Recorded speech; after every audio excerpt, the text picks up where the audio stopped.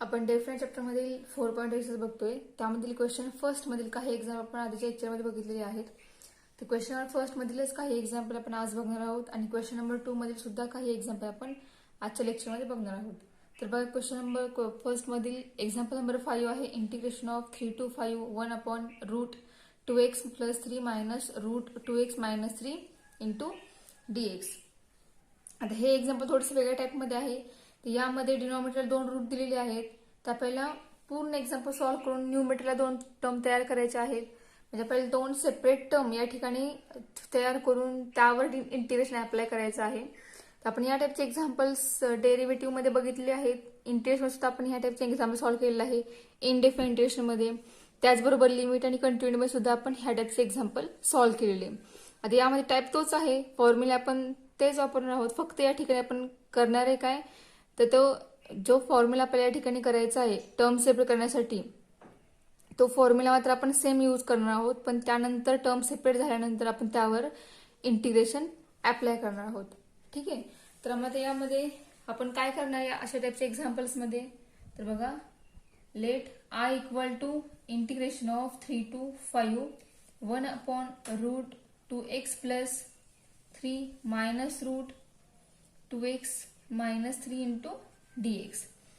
Integration of 3 to 5 1 upon root 2x + 3 minus root 2x - 3 into square root 2x + 3 plus root 2x - 3 upon root 2x + 3 plus root 2x - 3 into dx. आपण काय केलं, तर जी term डिनॉमिनेटरला आहे त्या term मधील जे sign आहे त्या साइनचे अपोजिट साइन घेऊन त्या टर्मने डिवाइड अँड मल्टिप्लाय केलं. ठीक आहे, न्यूमरेटर डिनॉमिनेटरला. ठीक आहे. मग आता हे केल्यामुळे आपल्याला मिळणार आहे काय, तर बघा न्यूमरेटर मल्टिप्लाय असणार आहे. म्हणजे integration 3 to 5 root 2x + 3 plus root 2x - 3 upon, तर हे एक ब्रॅकेट आहे, हे एक ब्रॅकेट आहे, बरोबर. हे ब्रॅकेट या ब्रॅकेटला मल्टिप्लाय आहे, म्हणजेच a - b मल्टिप्लाय आहे a + b ला, बरोबर. आणि या दोघांचं मल्टिप्लिकेशन आपल्याला काय मिळतं, तर a² - b² हे मिळतं. By this formula we get root 2x + 3 bracket square minus root 2x - 3 bracket square into dx.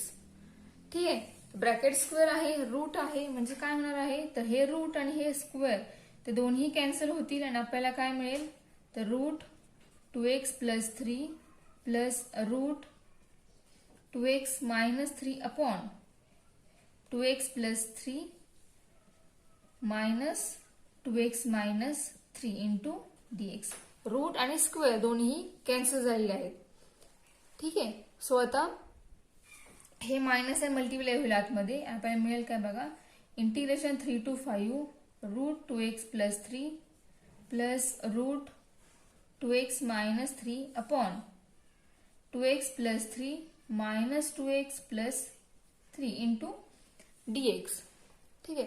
तर प्लस मायनस 2x काय होईल, कॅन्सल होईल, आणि 3 + 3 या दोघांचे ऍडिशन होईल. तर आपल्याला काय मिळेल बघा, integration of 3 to 5 root 2x + 3 plus root 2x - 3 upon 2x cancel, 3 + 3 6 into dx.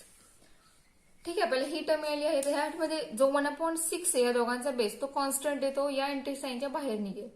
आपल्याला ह्या 2 टर्म सेपरेट मिळतील. ठीक आहे. सो नेक्स्ट स्टेप काय येईल बघा. So next step is I equal to 1/6 integration of 3 to 5 root 2x + 3 plus root 2x - 3 into dx. या दोन्ही रूटवर इंटिग्रेशन अप्लाय होईल. मग तिथे आपण अप्लाय करूया आणि त्यावर सेपरेट सुद्धा करूयात, किंवा आपण डायरेक्ट लिहूया इंटिग्रेशन. ठीक आहे. तर बघा या ठिकाणी आपल्याला काय मिळेल, 3 to 5. रूटचं इंटिग्रेशन निघतं का? तर नाहीये. त्यामुळे आपल्याला रूटचं कन्व्हर्जन हे पॉवरमध्ये करावं लागेल. तर रूट 2x+3 म्हणजेच 2x+3 या ब्रॅकेट रेस टू 1/2 आहे. Plus next bracket 2x-3 bracket raise to 1/2 into dx. So 1/6 into या दोघांचं आपण डायरेक्ट फाईंड करू इंटिग्रेशन. काय येईल इंटिग्रेशन? तर 1/6 into 2x+3 bracket raise to 1/2 plus 1 divide 1/2 plus 1 plus 2x-3 raise to 1/2 plus 1 upon 1/2 plus 1 into dx cancel झाले आपला. आता या ठिकाणी बघा, जर हे ब्रॅकेट x+3 रेस टू 1/2 म्हणजे असं जर आपलं ब्रॅकेट असतं त्याचं इंटिग्रेशन काय आलं असतं? तर x+3 bracket raise to 1/2 plus 1 upon 1/2 plus 1 हे आलं असतं याचं इंटिग्रेशन. बरोबर आहे. पण फरक काय दोघांमध्ये? तर या ठिकाणी x चा कोएफिशियंट हा 1 आहे 1. त्यामुळे या इथून आलेल्या इंटिग्रेशन मध्ये काही बदल झाला नाहीये. फॉर्म्युला साईज इंटिग्रेशन निघालेलं आहे. ठीक आहे. पण फरक या ठिकाणी काय आहे? तर या ठिकाणी x ला मल्टिप्लाय 2 आहे. बरोबर. या दोघांचे इंटिग्रेशन सेम नसणार, थोडासा बदल असणार आहे. बदल काय असणार आहे? तर या ठिकाणी x ला मल्टिप्लाय कॉन्स्टंट कोएफिशियंट 1 होता. त्यामुळे या ठिकाणी याला डिवाइड याला मल्टिप्लाय 1 आल्यामुळे येणाऱ्या आन्सरमध्ये काही फरक पडला नाही. तोच या ठिकाणी काय होणार? तर 2 मल्टिप्लाय आहे x ला. मग ज्या वेळेला x ला कोणताही कॉन्स्टंट मल्टिप्लाय असतो त्यावेळेला त्याचे इंटिग्रेशन फाइंड करताना त्या पॉवरचं इंटिग्रेशन निघतंच. त्याचबरोबर तो जो कोएफिशियंट आहे तो त्या टर्मला त्या इंटिग्रेशनला डिवाइड होतो. बरोबर. त्यानुसार या इंटिग्रेशनला काय होणार आहे? हा 2 डिवाइड होणार. सिमिलरली या ठिकाणी सुद्धा तेच आहे. इथे मिडल मायनस आहे पण त्या मायनस साइनचा आपल्या आन्सरवरती काही फरक पडत नाही. फक्त हा जो 2 आहे तो मात्र 2 या टर्मला काय होतो? डिवाइड होतो. बरोबर. आणि याचं लिमिट आहे 3 to 5. ठीक आहे. मग तुम्हाला समजलं असेल हे इंटिग्रेशन दोन्ही टर्म जे कसे निघाले ते कसे फाइंड केले आपण ते. सो आता आपण इंटिग्रेशन फाइंड झालेलं आहे तर थोडं सॉल्व्ह करू एक्झाम्पल आणि लिमिट अप्लाय करू आणि आपला आन्सर फाइंड करूया. तर बघा आता काय करायचं, थोडं सॉल्व्ह करूयात. 1/6 into bracket 2x+3 raise to 1/2 plus 1 म्हणजे या ठिकाणी मिळेल आपल्याला 3/2. Similarly 3/2 into 2 plus 2x-3 raise to 3/2 upon 3/2 into 2 as limit 3 to 5 is equal to 1/6 into bracket. आता आपण लिमिट पुट करायचं आहे आपल्याला. लिमिट पुट नंतर करूया. सुरुवातीला आपण कॅन्सल करूया आणि टर्म थोडीशी सिम्प्लिफाय करूयात. तर बघा या ठिकाणी आपल्याला मिळेल 2x+3 raise to 3/2 upon 3 plus 2x-3 raise to 3/2 upon 3 as limit 3 to 5. ठीक आहे. दोघांचाही बेस हा 1/3 आहे.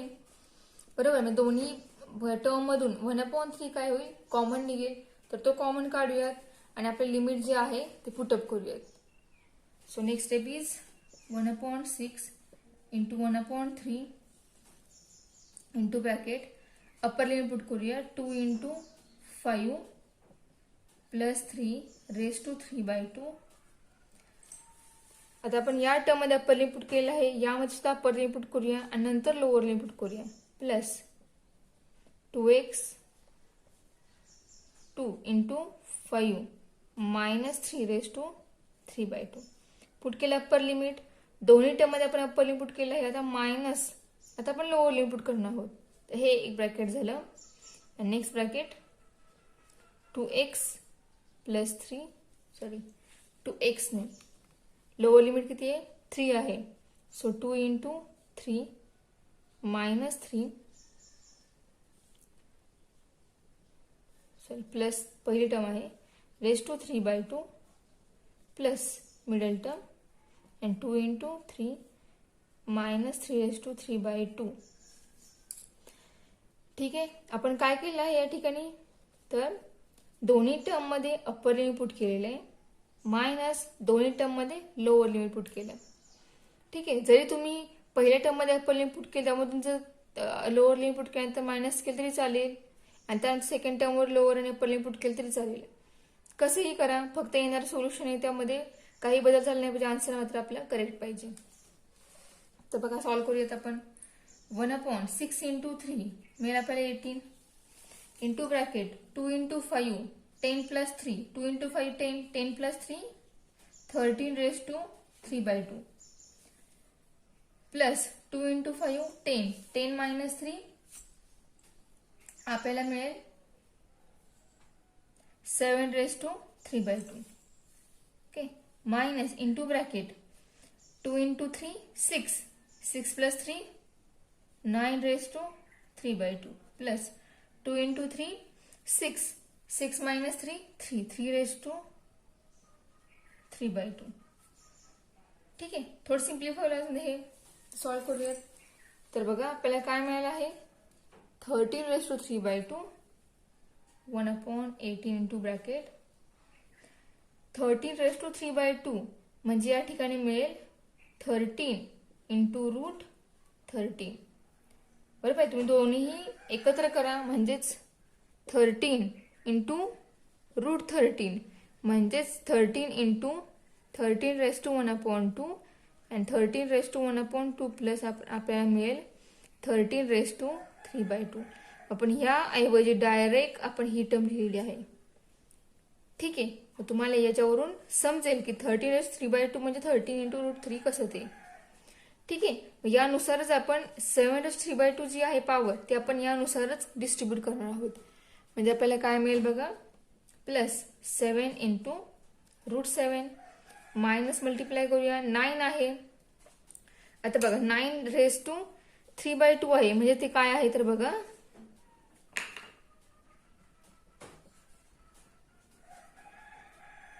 बघा 9 × √9 असं आहे. ठीक आहे, मग √9 तर बघा हेच आपण वेगळ्या फॉर्ममध्ये बघूयात. 9 × √9 आहेच तर आपण 9^3/2 आपल्याला मिळालेलं आहे. म्हणजेच 9 म्हणजेच कोणाचा स्क्वेअर असतो तर 3चा स्क्वेअर असतो. ब्रॅकेट √3/2 आहे. बरोबर, म्हणजे हा 2 आणि हा 2 काय होईल कॅन्सल होईल म्हणजे आपल्याला मिळेल 3^3. बरोबर, 3 काय मिळेल आपल्याला 3 मिळेल. ठीक आहे, 3 म्हणजे किती येणार आपल्या या ठिकाणी तर 27 येणार. त्याच्याकडे पुट करूया. तर बघा मायनस ह्या टर्म मध्ये या ठिकाणी मिळेल आपल्याला 27 मायनस 3^3/2 म्हणजेच 3 × √3 होईल या दोन टर्मनुसार. ठीक आहे, म्हणजे आपलं सोल्युशन काय आलं बघा. तर मी ह्याच टर्म पुन्हा एकदा लिहिते. तर आपल्याला आन्सर मिळाला आहे I = 1/18 into bracket 13√13 plus 7√7 minus 3√3 आणि मायनस 27. हे आपलं या एक्झाम्पलचं करेक्ट सोल्युशन आहे. ठीक आहे, तुम्हाला एक्झाम्पल हे समजलं असेलच. या टाईपचा अजून एखादा एक्झाम्पल सॉल्व्ह करून बघा. म्हणजे तुम्हाला ही मेथड जी आहे ती मेथड परफेक्ट डोक्यात बसेल आणि तुम्हाला कोणतेही एक्झाम्पल या टाईपचं सॉल्व्ह करता येईल. ठीक आहे, तर याच 4.2 मध्ये आपण लास्ट एक्झाम्पल जे 15 नंबरचं एक्झाम्पल ते बघूया. आता 15 नंबरचं एक्झाम्पल काय आहे x × e⁻⁻x असं एक्झाम्पल आहे. म्हणजे integration of 0 to infinity x × e⁻⁻x × dx असं एक्झाम्पल आहे आपलं. आता या ठिकाणी x × e⁻⁻x अशा दोन टर्म आहेत. बरोबर, म्हणजे हा कोणता टाईप झाला म्हणजेच इनडेफिनेट इंटिग्रेशन मधील कोणत्या टाईप मधील हे एक्झाम्पल असणार आहे तर हे एक्झाम्पल आहे इंटिग्रेशन बाय पार्ट्स या टाईप मधील. बरोबर, कारण फंक्शन इंटू फंक्शन आहे म्हणजे दोन फंक्शन मल्टिप्लिकेशन मध्ये आहेत अशा टाईपच्या फंक्शनला म्हणतो आपण इंटिग्रेशन बाय पार्ट्स. ठीक आहे, सो आपल्याला तो झालेला आहे. तो फॉर्म्युला आपल्याकडे आहे. मग सो फॉर्म्युला तो यूज करून आपण याचे इंटरेस्ट फाइंड करूयात. तर स्टार्टिंगला आपण काय बघतो इंटिग्रेशन बाय पार्ट्स मध्ये तर दिलेल्या दोन फंक्शन जे आहेत ते आपण LIATE या फॉर्म मध्ये बसता येतं की फॉर्म मध्ये आहे का हे बघू. ह्या सिरियलनुसार आपले एक्झाम्पल दिलेल्या फंक्शनचे टर्म अरेंज केले आहेत का हे आपण सुरुवातीला चेक करतो. त्यानंतर मग त्याच्यावरती इंटिग्रेशन बाय पार्ट्स अप्लाय करतो. ठीक आहे. तर एल म्हणजेच logarithmic, I means inverse, A means algebraic, T means trigonometric and E means exponential. ठीक आहे. यामध्ये जो ई आहे तो एक्सपोनेन्शियल आहे, तो नेहमी शेवटच आहे, म्हणजे तो सेकंड टर्म मध्ये असणार आहे E raise to minus X, आणि एक्स म्हणजे आपली अल्जेब्राइक टर्म आहे, त्यामुळे ती आपली फर्स्ट टर्म असणार आहे. ठीक आहे. सो आपण याच्यावर आता इंटिग्रेशन बाय पार्ट्स अप्लाय करूयात. तर आपल्याला काय मिळेल बघा. Let I equal integration of 0 to infinity X into E raise to minus X into dx. This is equal to, so the integration by parts काय, तर return the first into integrate the second e raised to minus x into dx. या दोघांवर limit आहे 0 to infinity. Second, minus of integration 0 to infinity. Differentiate the first d upon dx of first आहे x into integrate the second e raised to minus x into dx into dx. ठीक आहे. Integration by part आपण ह्याच्या apply केलेलं आहे. अशा term वरती आपण लिमिट काय कोणत्या ठिकाणी लिहिणार, तर हे झालं फर्स्ट टर्म, ही सेकंड टर्म झाली आहे. तर फर्स्ट टर्म मध्ये ह्याला इंटिग्रेट केले, आपण इंटिग्रेट केलेलं आहे सेकंड टर्मला, तर त्यामध्ये फर्स्ट टर्म पण राहील, त्यामुळे ह्या पूर्ण टर्मला ब्रॅकेट टाकायचा आणि ब्रॅकेटवर लिमिट लिहायचं. ठीक आहे. आणि मायनस ही सेकंड टर्म आहे, सेकंड टर्म मधलं मेन साइन हे आहे, त्यामुळे सेकंड टर्म साठी लिमिट हे त्या मेन साइन वरती लिहायचं, लोअर आणि अप्पर लिमिट आहे ते, कारण हे जे लिमिट ह्या पूर्ण ह्या सगळ्यांवरती आहे अप्लाय केलेलं. ठीक आहे. तर बघा, X into E raise to minus X integration E raise to minus X upon minus 1 as limit 0 to infinity minus integration of 0 to infinity derivative of X is 1 into integration of E raise to minus X is E raise to minus X upon minus 1 into dx. ठीक आहे. So next term is, आता यामध्ये आपण सगळ्यात लास्टला आपण दोघांच्या वरती पण लिमिट अप्लाय करूयात. त्यात पण आपण ही टर्म जी आहे ती आहे म्हणजे minus 6 into E raise to minus 6 अशी टर्म असेल पहिली, मायनस हे साइन इंटिग्रेशनच्या बाहेर येईल आणि ह्या साइनला मल्टिप्लाय म्हणजे मध्ये आपल्याला साइन मिळेल plus into integration of 0 to infinity E raise to minus 6 into dx. Next I equal to minus X into E raise to minus X 0 to infinity plus integration of e raised to minus x is e raised to minus x upon minus 1 as limit 0 to infinity. ठीक आहे. Limit apply केला आपण. So दोन्ही term मध्ये limit put करूया.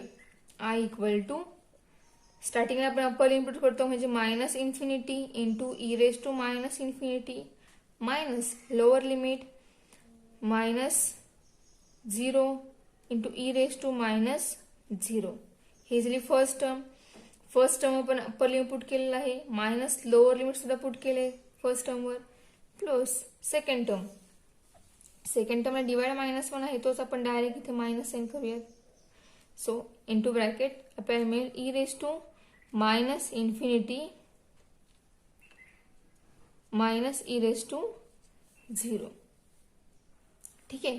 तर आपला answer काय मिळेल बघा, minus infinity into E raise to minus, तर e raise to minus infinity याचा सोल्युशन याचा आन्सर हे येतं 0, त्यामुळे 0 मल्टिप्लाय दिस इन्फिनिटी 0 मायनस हा ऑलरेडी 0 आहे, ई रेस टू मायनस 0 म्हणजे 1 असतो, म्हणजे त्या ठिकाणी इथे येणार 1.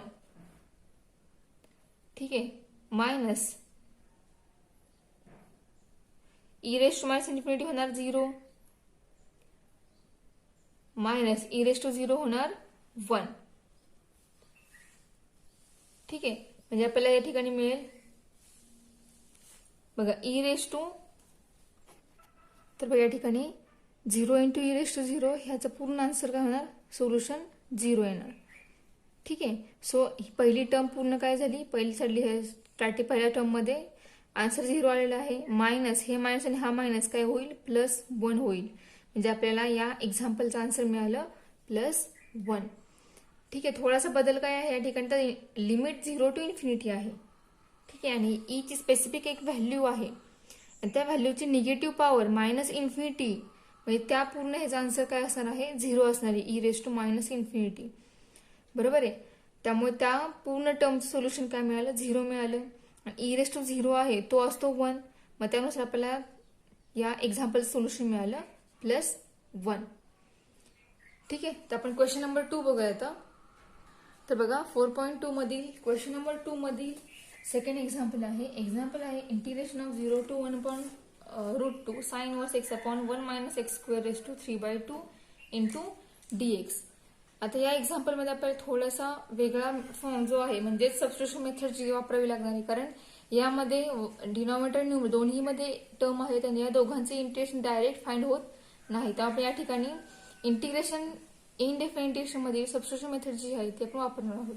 तर कशाबद्दल आपण टर्म पुट करणार, कोणती आहे ती, तर ज्या अशा टर्म मध्ये टी पुट करायची त्या टर्म नुसार आपल्याला पूर्ण एक्झाम्पल मधील सगळ्या व्हॅल्यू जे आहे ते मिळाल्या पाहिजेत. म्हणजे आपलं पूर्ण एक्झाम्पल आहे ते जे व्हेरिएबल मानतोय आपण त्या पूर्ण व्हेरिएबल मध्ये कन्व्हर्ट झालं पाहिजे.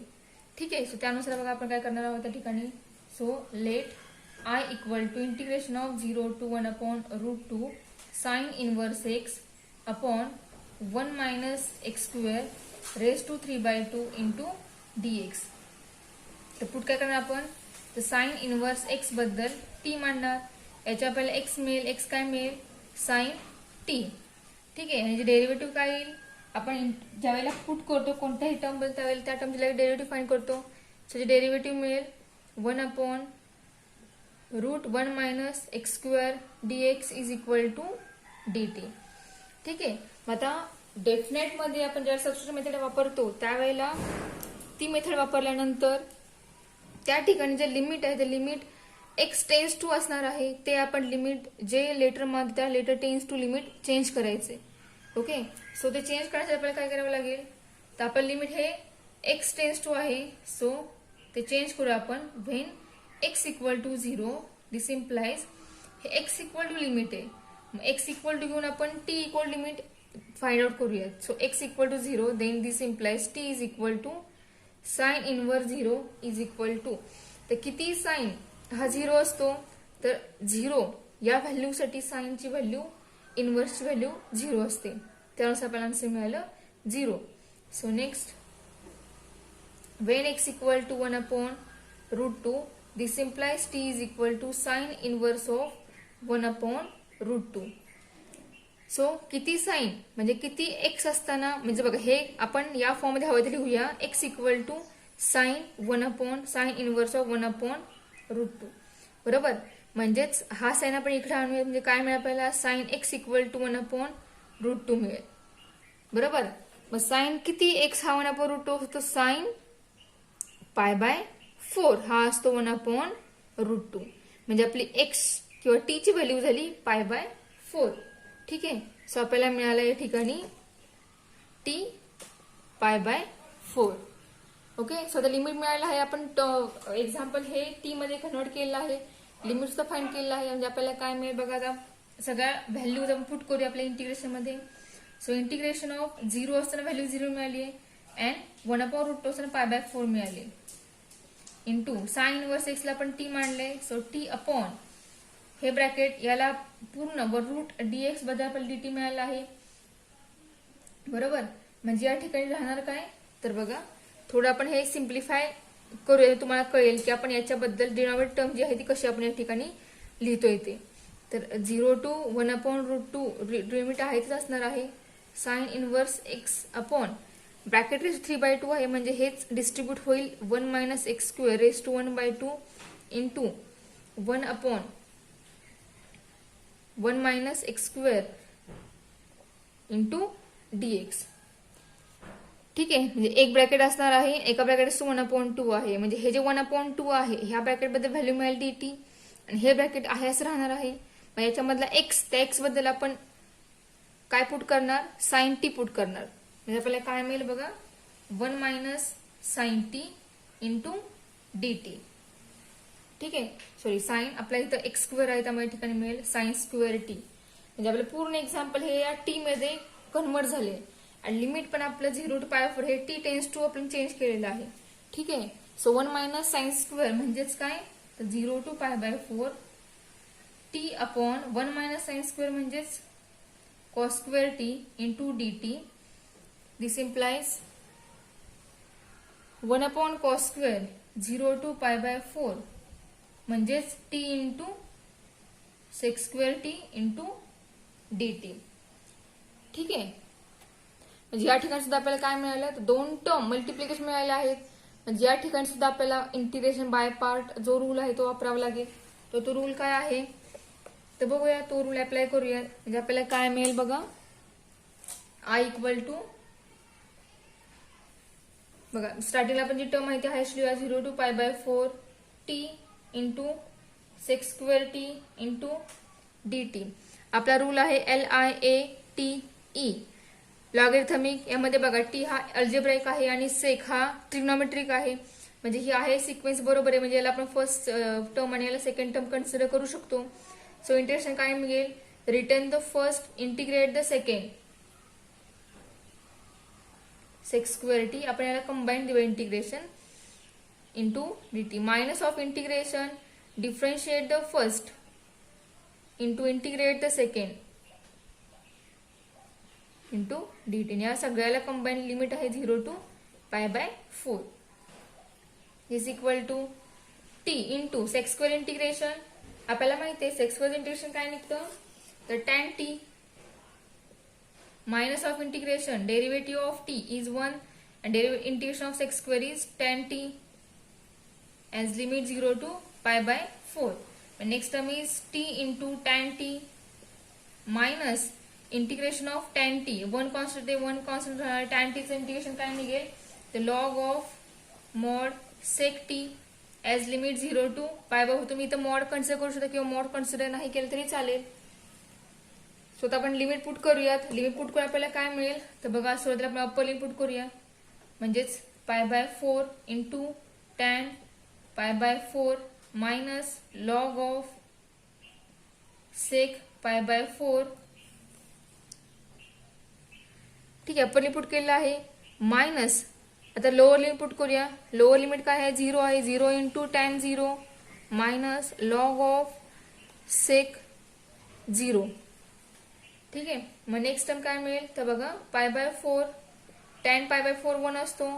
लॉग ऑफ सेक π/4 याची व्हॅल्यू √2 असते. सो लॉग ऑफ √2 मिळेल या ठिकाणी.